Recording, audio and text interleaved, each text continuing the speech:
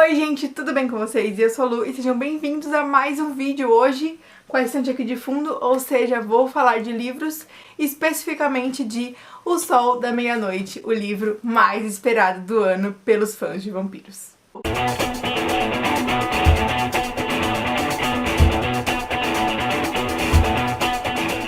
Bom, tempo atrás, né, alguns meses atrás, a gente teve a notícia de que a Stephanie Meyer ia publicar O Sol da Meia-Noite, que a Intrínseca ia trazer pro Brasil, assim como trouxe a saga Crepúsculo. E a gente ficou muito feliz, quem é fã de Crepúsculo e tal, quem gostaria de se conectar com essa história através dos livros e não só dos filmes. Então, a gente teve um grande revival da saga, né? E assim, gente, como tem muita coisa pra gente falar sobre essa saga, eu acho que eu vou fazer mais de um vídeo. Hoje eu vou falar um pouquinho sobre como foi a minha experiência lendo esse livro, tá? Em outro momento eu posso falar sobre coisas que a gente descobriu, enfim. Então O Sol da Meia-Noite, ele é o mesmo livro, a mesma história de Crepúsculo, só que do ponto de vista do Edward. Então aqui a gente tem o ponto de vista da Bella e aqui a gente vai conhecer a visão do Edward dessa história. Falando um pouquinho sobre a edição também, que foi uma grande polêmica quando todo mundo soube que seria uma edição diferente. Todo mundo ficou com medo de ser parecida com aquelas edições americanas bem fuleiras, sabe? Que tem aquele papel parecido com Bíblia, que é um papel muito frágil, que tem uma capa mole também, mole demais, sem orelha, mas não é o caso, gente. Não precisem ficar com medo, porque aqui a gente tem um livro muito parecido com os livros que a gente já conhece. Eles imprimiram em um papel mais fino para que ficasse um livro mais leve e mais barato. Esse papel, ele se aproxima de um papel manteiga, então ele não é tão frágil, tá? Ele é bem resistente, na verdade. Eu não vou tentar rasgar porque vai aqui, mas ele é bem resistente. Eu li o livro inteiro e tá tudo bem. E ele não chega a ser transparente, não incomoda a leitura, é bem confortável. Capa bonitinha, normal, tá bom? Então não fiquem apreensivos quanto à edição. Eu peguei o Crepúsculo aqui pra comparar com vocês e pra começar a falar de Sol da Meia-Noite. Olha como eles são diferentes. É mais que o dobro, né? O Sol da Meia-Noite é mais que o dobro do Crepúsculo. E por quê? A gente fica pensando se é a mesma história, só que contada de um ponto de vista diferente. A minha impressão é de que seria um livro que traria muito mais sobre os vampiros, que a gente conheceria muito mais a família Cullen e as tretas dos vampiros. Mas não é o caso. A gente realmente acompanha toda a história que a gente já conhece, só que o Edward é um cara que fala muito, repete muito e é meio chato. A minha experiência foi, eu gostei muito de reviver essa saga, de rever essa história, de acompanhar essa história de um ponto de vista diferente. Só que ao mesmo tempo, o Edward me irritou bastante em vários momentos, porque ele não para de falar a mesma coisa, só que de alguns jeitos diferentes, e nem é tão diferente assim, porque a gente percebe que é a mesma coisa. Então, a não ser o comecinho e o final, o resto do livro é bem maçante, né? Pelo menos pra mim foi. Ali no comecinho do livro, o que me interessa muito é ver como a opinião dele sobre a Bella era uma, e aí quando ele foi conhecendo ela, ele mudou. Como essa paixão, né, ele se apaixonar por ela, esse amor foi sendo construído de fato, não é uma coisa jogada como parece ser no filme. Eu já falei disso no vlog de leitura do Crepúsculo que eu fiz relendo, né? Então ele é construído aos pouquinhos, ele vai se apaixonando aos pouquinhos e é compreensível ele gostar dela, porque a gente vai vendo por quê, os motivos reais, né? Não foi só porque ela tinha um cheiro diferente e ele não conseguia ler a mente dela. Essas foram as características que chamaram a atenção dele. Nossa, eu falei tudo cagado, né, eu acho. Mas a partir de chamar a atenção e virar um grande amor, demora muito, né? E foi com a personalidade da Bella que ele foi se apaixonando por ela. Então a gente tem uma justificativa aqui e eu gosto muito de ver essa mudança, tanto do posicionamento do Edward diante de tudo, quanto da opinião dele sobre a Bella. Por quê? Ele achava ela uma garota extremamente comum, diante da visão que ele tinha das outras pessoas dela, porque até então ele não tinha se encontrado com ela de fato, ela não tinha chamado a atenção dele com essas características, né? Então ele tinha visto no pensamento de outras pessoas ali, dos outros alunos, que tinha uma aluna nova e tava todo mundo em alvoroço por causa dela, todos os meninos estavam apaixonados por ela, e ele ficou tipo, meu Deus, mas ela é só mais uma garota super comum, o que tá acontecendo? E real, né? Mas aí ele vai conhecer ela e vai descobrir que não é bem assim. Só que esses meninos, eles realmente só estavam com fogo mesmo, porque ninguém tinha conhecido ela ainda. E no começo ele tem uma linguagem mais fria, ele fala com a gente no livro de uma forma mais ao seu natural, né, que é de um caçador, um predador. E depois ele vai ficando mais humano, quanto mais ele se aproxima da Bella e quanto mais ele se importa com a Bella, o jeito dele também vai mudando e ele vai ficando mais humano. E eu gosto muito de poder perceber o quanto essas coisinhas vão acontecendo e como elas vão acontecendo, né. E aí a primeira vez que o Edward realmente encontra com a Bella e ele vai tentar ler os pensamentos dela, né, porque ele quer saber qual a visão dela sobre tudo isso. Ele é um intrometido, porque ele consegue bloquear, viu, gente? A gente descobriu nesse livro que o Edward consegue bloquear os pensamentos se ele não quiser ouvir. Ele consegue focar só em um pensamento, focar em outra coisa e não prestar atenção naquilo. Então quando ele presta atenção é porque ele tá se intrometendo mesmo. Então, tipo assim, ele quer saber o que a Bella tá achando da escola e tal, porque ele é intrometido, só que ele descobre que ele não consegue. E no começo pra ele é muito estranho, pra ele tá acontecendo alguma coisa estranha, ele deve estar distraído, e aí depois quando ele percebe que ele realmente não consegue, ele acha que algo tá acontecendo de errado com ele. Ele acha que ele tá ficando muito velho e perdendo seus dons, e que ele precisa falar com Carlisle sobre isso, porque ele não sabia que isso podia acontecer e tal. Então é bem legal poder ver essa percepção dele de... Meu, nunca isso tinha acontecido comigo. E aí, quando ele sente o cheiro dela pela primeira vez, que é bastante bizarro, porque é bem ameaçador, ele realmente tava ali querendo matar ela, ele faz vários planos sobre como ele ia fazer isso e tal.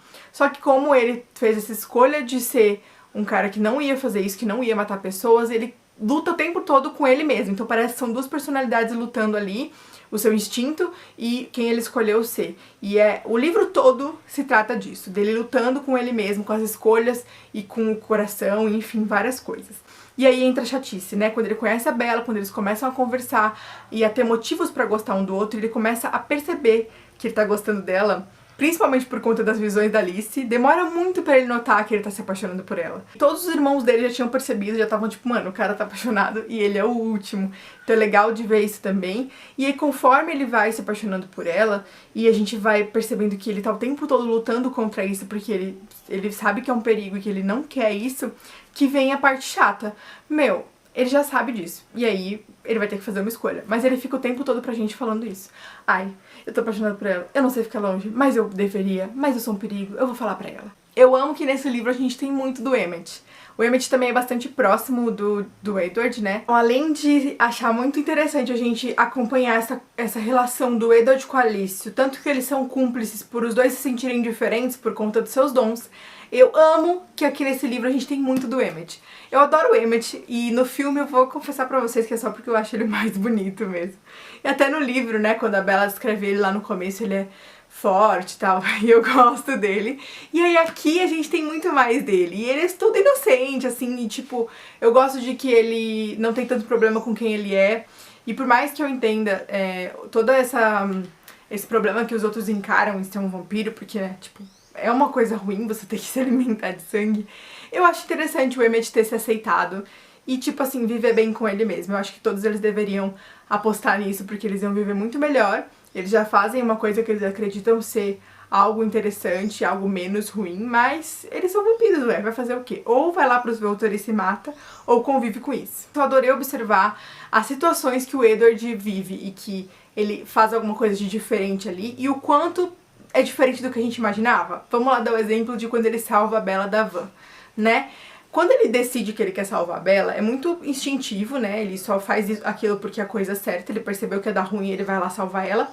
Só que quando ele tá indo fazer isso, são segundos, né, de atitude, e aí na cabeça dele se passa, tipo, um filme inteiro de ação, sabe?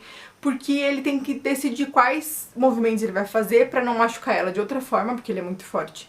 Ele tem que decidir o que ele vai fazer ali pra salvar ela e não machucar os outros também, porque ele poderia ter machucado o Tyler, outros alunos, enfim. E ele também não pode se expor tanto assim. Então a Bella viu ali algumas coisas que não deveria ter visto, né, o quanto ele é forte, enfim, o quanto foi rápido, mas os outros não perceberam nada. E dependendo do que ele fizesse ali, ele teria se exposto pra todo mundo. Então é muito legal poder ver como ele analisa a situação muito rápido, né, porque são segundos de cena, mas acontece muita coisa na cabeça dele. Outra coisa que eu amei perceber nesse livro, né, a gente sabe que aqui eles não sabiam o que ia acontecer no futuro ali em relação a esses personagens. A Alice não tem um contato próximo com o Jacob pra poder ver alguma coisa, mas é muito interessante quando o Edward se aproxima do Jacob em algumas cenas, né, que é a cena da casa da Bella, a cena do baile, que ele gosta do Jacob. Ele fala que o Jacob tem uma mente tranquila, ele é uma pessoa que acalma, e ele gosta do Jacob, ele só gosta, assim. O Jacob é apaixonado pela Bella, claramente ele não sente o ciúme que ele sente dos outros meninos, porque ele acha que tá tudo bem, que o Jacob não tem pensamentos horrorosos, que ele não tem competitividade, que ele tá só calmo, ele gosta da Bella, mas ele tá bem. Então eu gosto de observar o quanto ele não tinha nenhuma aversão ao Jacob, que isso vai vir só depois, com as consequências que acontecem nos outros livros, né? E a coisa que eu mais entendo nessa paixão dele pela Bella, e no quanto ele quer insistir nisso, mesmo lamentando, é que ele fala várias vezes durante o livro que perto dela ele é ele mesmo. E é muito bom pra ele ser ele mesmo perto de outras pessoas que não sejam a família dele. E a única pessoa que ele tem isso agora é a Bella, né? Então ele pode ser 100% ele. Ele deixa a rabugentice de lado que ele tinha, porque ele também não tinha ninguém pra...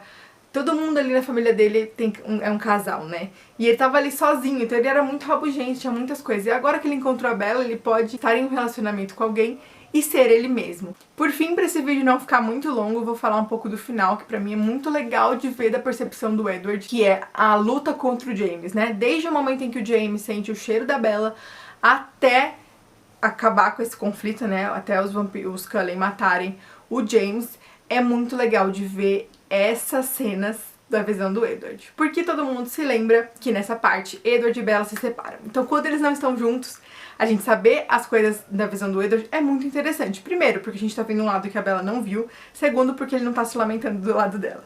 E aí, toda a caçada ao James, todas as estratégias que ele e junto do Emmett, porque ele tava ali junto do Emmett, pensam, né? Tudo o que tá acontecendo, os pensamentos que ele lê no James, as armadilhas que um faz pro outro pra despistar, é muito interessante. Então eu gostei demais dessas cenas, essa foi a parte mais empolgante pra mim do livro. E ali no começo, né, no jogo de beisebol, que é quando eles se conhecem, a gente nunca, não sei, eu nunca parei pra pensar nisso, mas é uma coisa realmente que era pra intrigar a gente, que é por que eles não tinham sentido o cheiro da Bella assim que eles chegaram? Por que eles não tinham prestado atenção nela, que ela é diferente, claramente, assim que eles chegaram?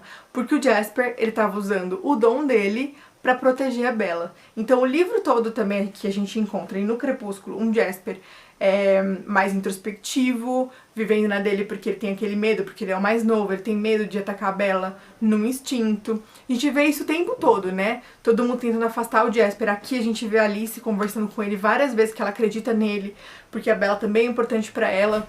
E ele tentando aprender com isso, né, a lidar com isso, só que ao mesmo tempo que ele tenta aprender a lidar com isso, ele não tá se aproximando da Bella.